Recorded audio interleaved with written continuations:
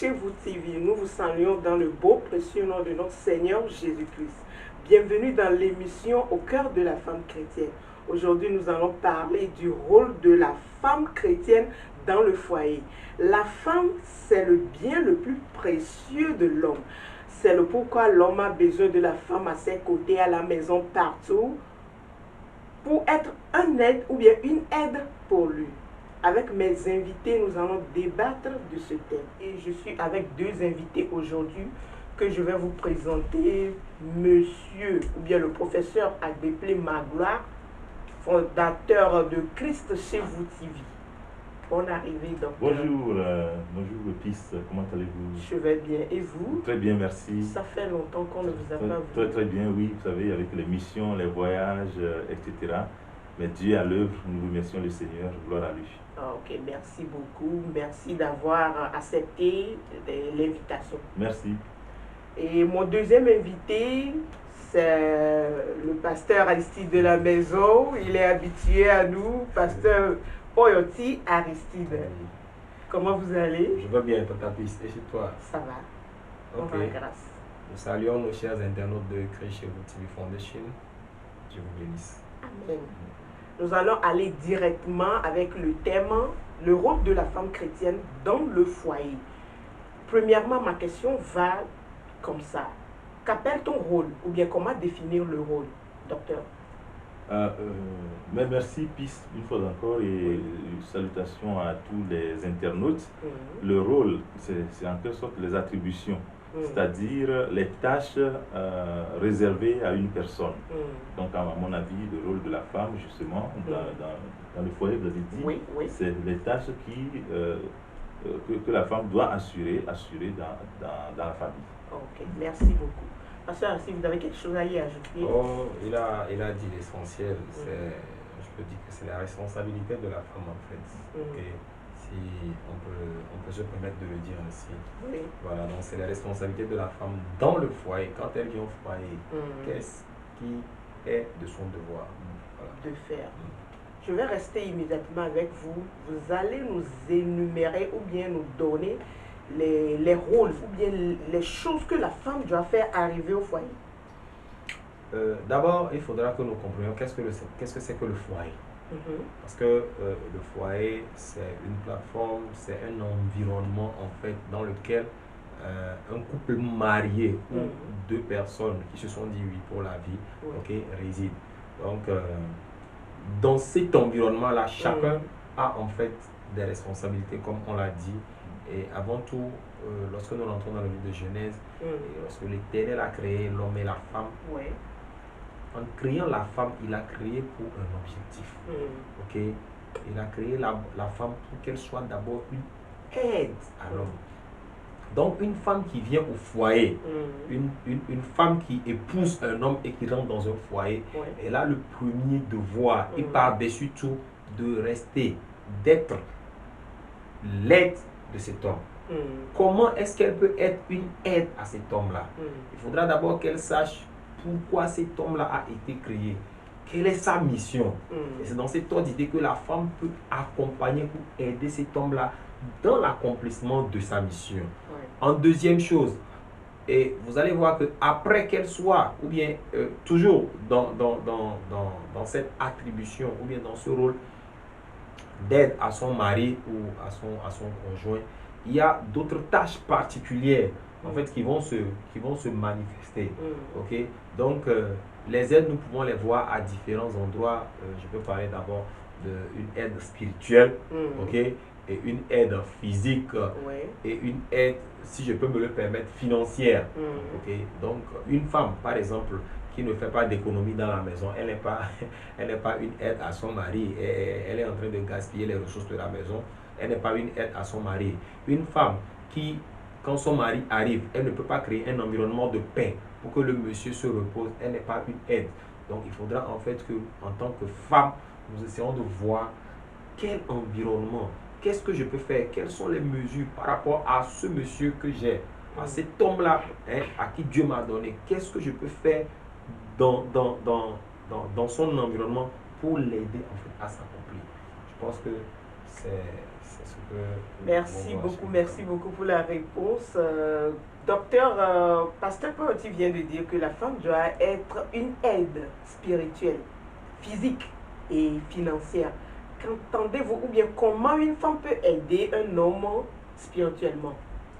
Merci, Pis. Oui. Je dois dire merci au pasteur Aristide pour ces éclairages pertinents.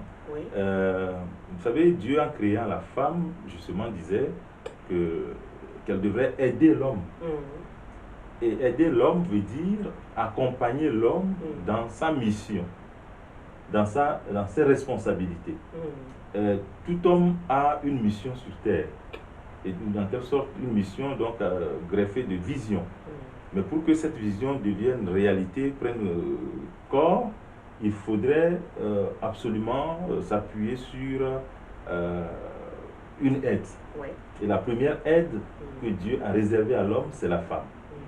Et en cela, je pense que spirituellement, la femme doit d'abord connaître la vision de son homme, de son mari, de son conjoint, et l'accompagner par la prière. Vous savez, les couples, dès lors qu'ils se forment, ne sont pas que physiques, ne sont pas que charnels. Donc, au-delà de la dimension charnelle du couple, il y a une dimension spirituelle profonde.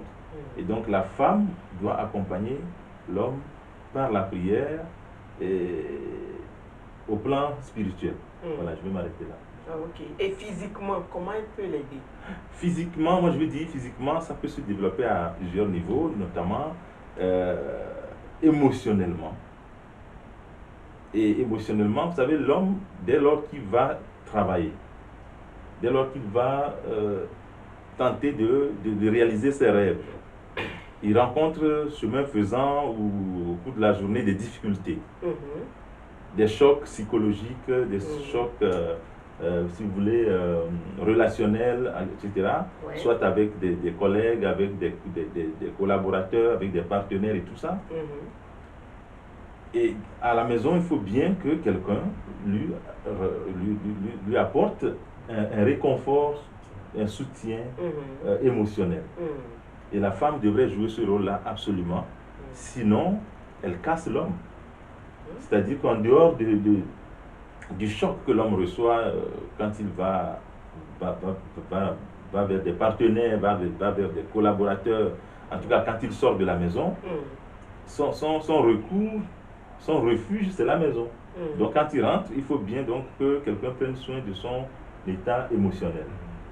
Et c'est le rôle de la femme. Entre autres, oui. Physiquement.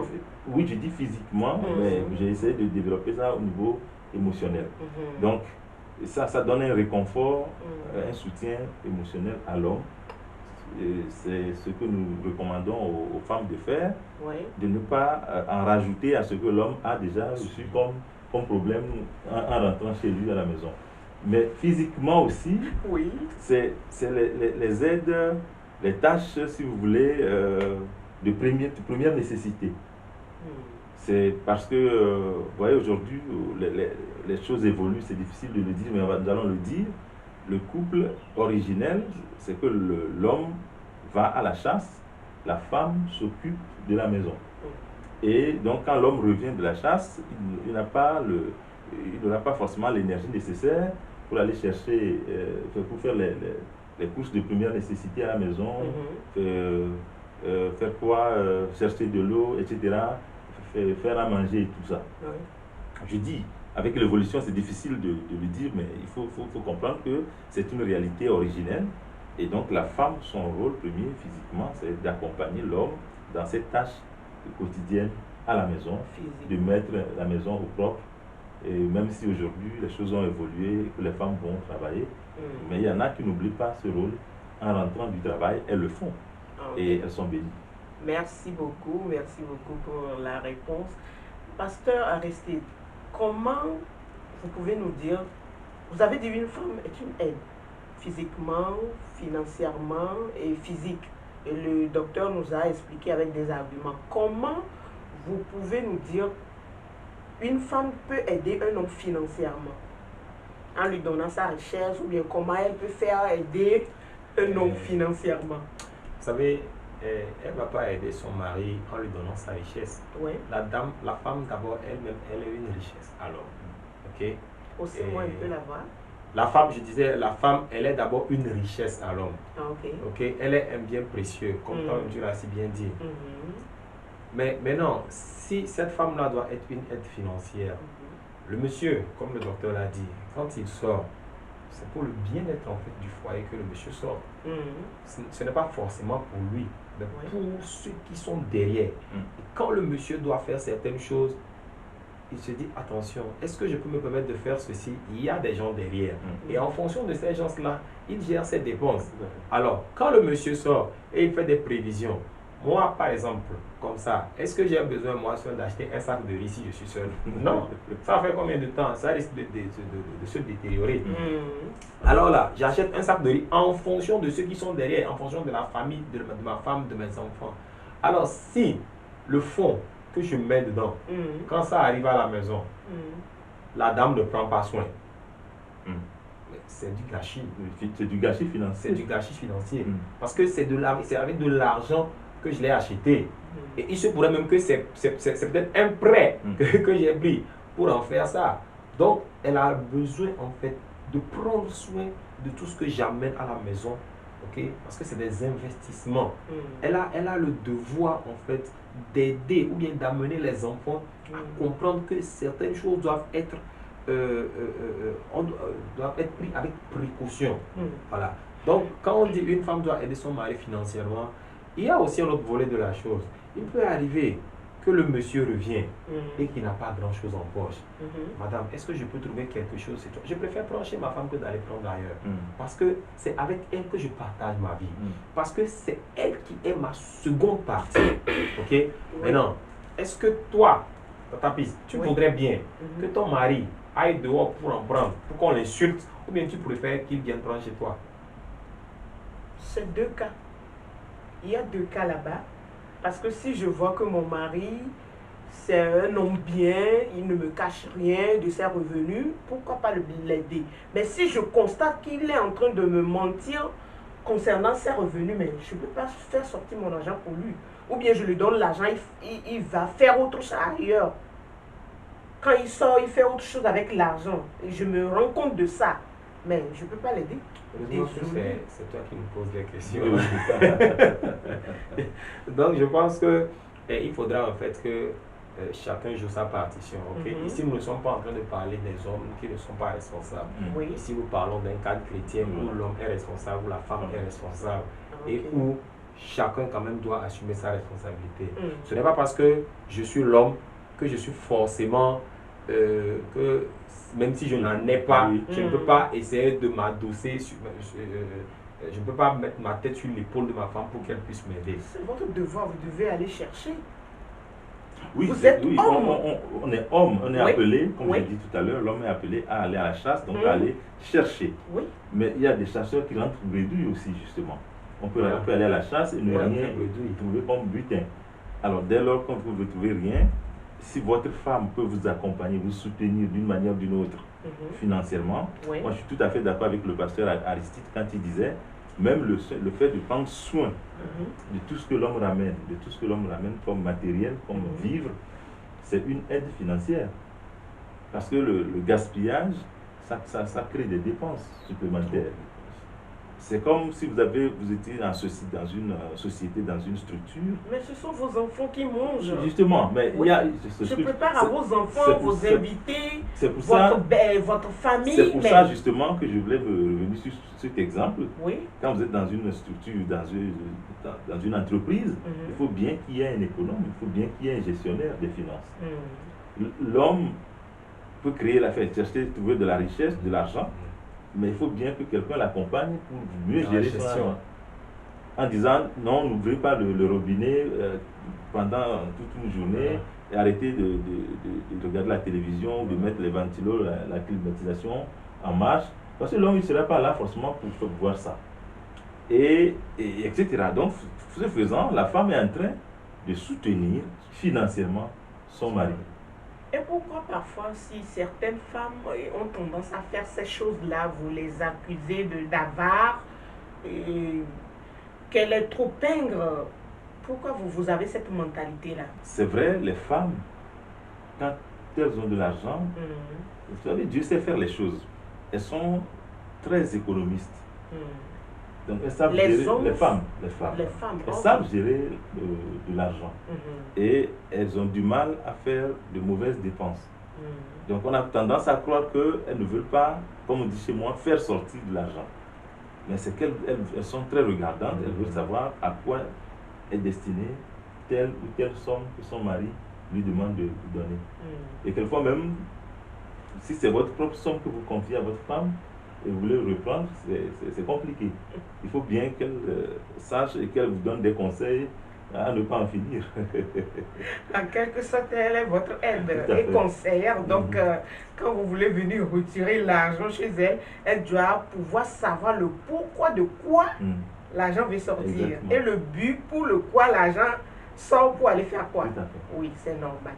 Pasteur Aristide, est-ce que la femme est juste une aide ou bien son rôle s'arrête seulement comme une aide à la maison?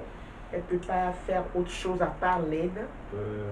Tout ce que la femme fait, ça rentre en fait dans l'aide. Oui. Ok? Et comme je l'ai dit, quand Dieu a créé l'homme et la femme, c'est d'abord pour que la femme soit une aide à l'homme, à Dieu, à l'homme. Oui. Mais de l'autre côté, la femme vient s'associer à l'homme pour pérenniser la jante humaine ou bien pour pérenniser la race humaine. Là-bas, ce n'est pas une aide, mais c'est une complémentarité. C'est une complémentarité. Ça veut dire que sans l'homme, la femme ne peut pas jouer ce rôle seul. Et sans la femme, l'homme également ne peut pas jouer ce rôle seul. Donc les deux doivent se mettre ensemble pour pouvoir pérenniser, puisque c'est un commandement divin. Donc la Bible dit Dieu les bénit et leur dit soyez féconds, multipliez et remplissez la terre. Un arbre n'a pas besoin d'un autre arbre pour se multiplier. Mais l'homme et la femme ont besoin l'un de l'autre pour pouvoir se multiplier et porter et donner des fruits qui sont des enfants, afin de pouvoir peupler la terre. Donc c'est là où le rôle second de la femme vient. Parce que sans la femme, l'homme serait resté seul dans le jardin. Et il n'y aurait pas aujourd'hui beaucoup d'autres hommes, ou bien voilà, il n'y aurait pas en fait cette population que nous avons. Donc il fallait que la femme vienne pour que ce rôle soit également, ou bien que ce commandement soit accompli. Ok, merci beaucoup. Et pour poursuivre, je vais demander aussi à savoir, est-ce que la femme, si elle vient, elle est une aide, et elle est venue donner des enfants, comme vous l'avez dit, multiplier, parce que c'est pour le pourquoi son rôle, on l'a amené. Et si elle ne donnait pas, elle n'a pas ce rôle-là, la partie de ce rôle-là, elle n'a pas accompli ça. Et comment, je ne sais pas comment, vous allez le rejeter parce qu'elle n'a pas accompli le rôle de la multiplication? Non. Allez-y, pasteur. Ok. Et parce que c'est moi qui ai dit multiplication. Oui. Donc, en fait, nous avons dit au début que la femme en venant, elle vient d'abord aider l'homme pour une certaine mission. C'est ça qui est plus important en fait. Oui. C'est ça qui est plus important. Il faudra que les femmes comprennent aujourd'hui que je suis là parce que Dieu m'a envoyé aider cet homme à s'accomplir. Et quand tu n'as pas besoin d'avoir des enfants pour ça, c'est Dieu qui donne les enfants. Si tu n'as pas cette grâce-là de porter des enfants, tu as peut-être la grâce de pouvoir porter les enfants des autres personnes, de pouvoir les aider à devenir des quelqu'un. Moi, je connais des femmes, elles ont cette grâce-là, elles n'ont pas d'enfants, mais quand elle est avec les enfants, c'est un autre monde pour ces enfants-là. Donc, n'est pas maman, cette femme-là, qui porte un enfant dans son sein, mais est maman, cette femme-là, qui peut aider un enfant à devenir quelqu'un demain. Est épouse ou femme, cette femme-là qui peut aider son homme à devenir quelqu'un. C'est d'abord ça le rôle premier. Et il faudra que les femmes le comprennent à leur dépens.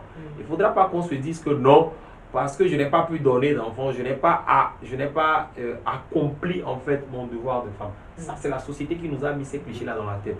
Et je pense qu'il est grand temps que les femmes comprennent que doit enlever en fait ces clichés-là de la tête et avancer.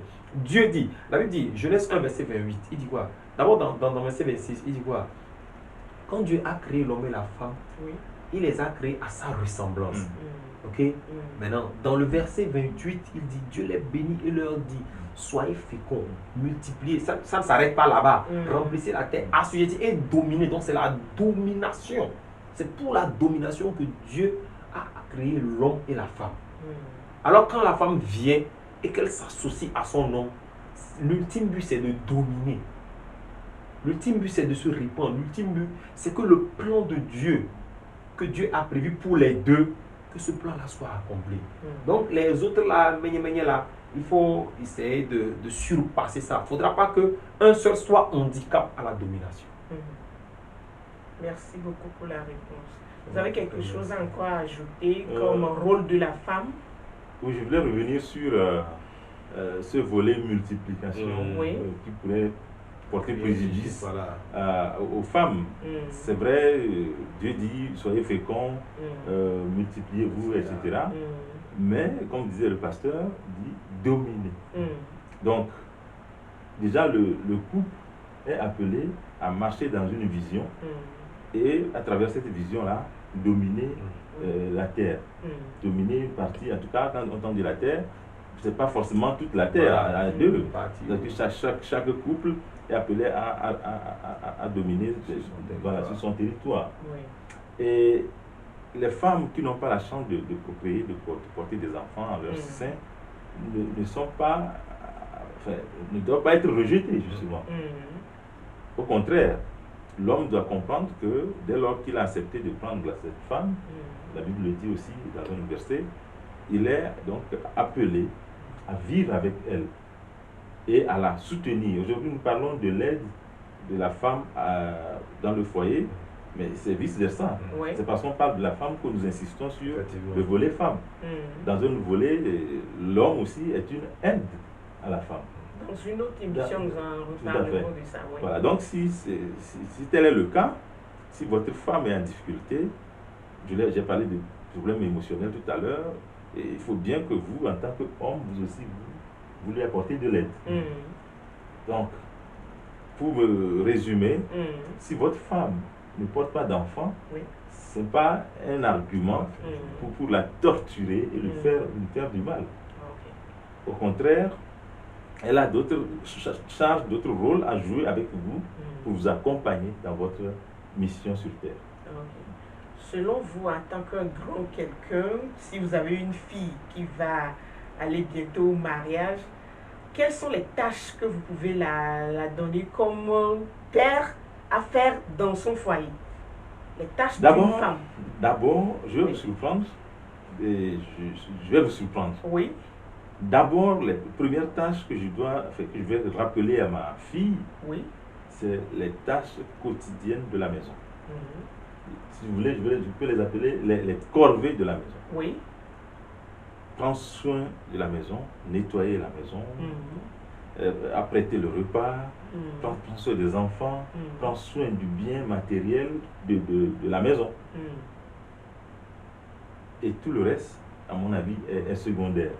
Aujourd'hui, c'est vrai qu'on est dans une évolution du monde où on pense que la femme doit travailler, doit aller au boulot, c'est très bien.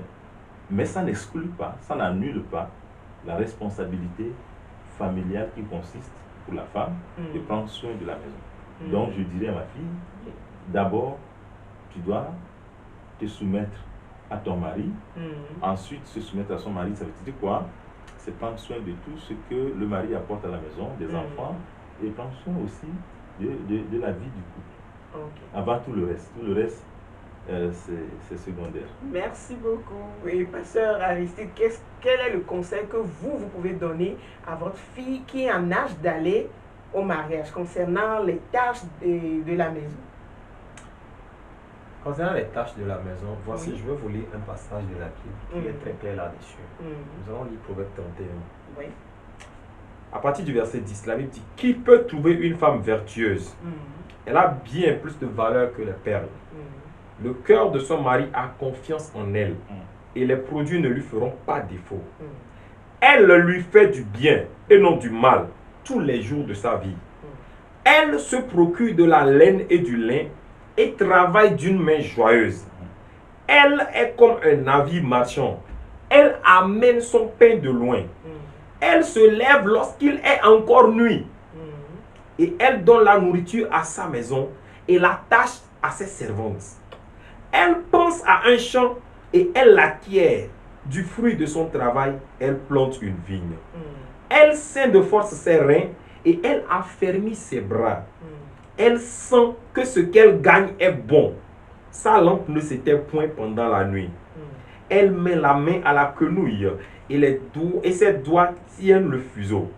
Elle tend la main au malheureux, elle tend la main à l'indigent. Vous savez, il y a tellement de choses ici que je vais bien lire, mais à cause du temps, je vais demander à nos internautes de continuer en fait la lecture. Dans Proverbe chapitre 31, oui, c'est ça. Vous allez vous rendre compte que ici, le livre des Proverbes a parlé en long et en large de ce que la femme vertueuse devrait faire, ou bien ce à quoi une femme vertueuse devrait ressembler.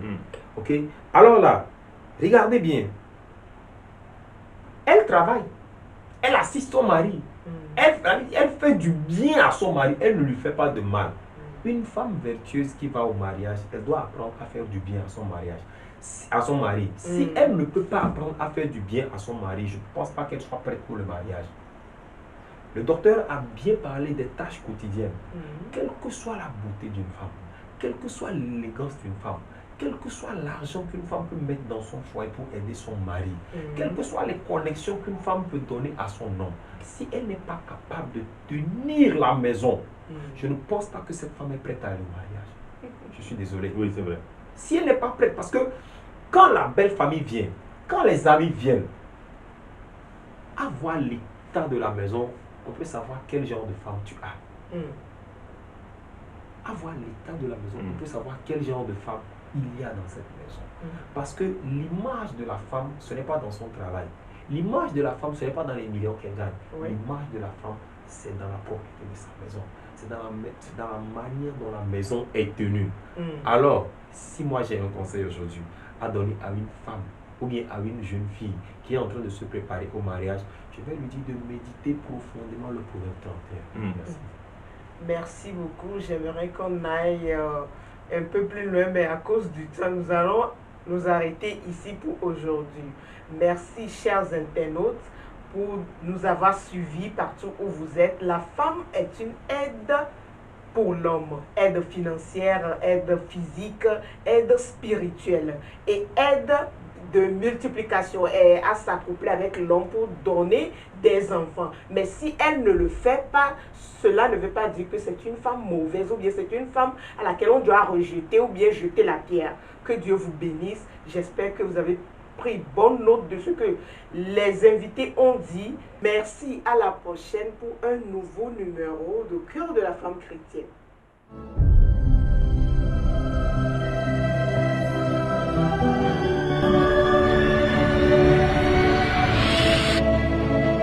Christ Chez vous TV. When Jesus follows you everywhere.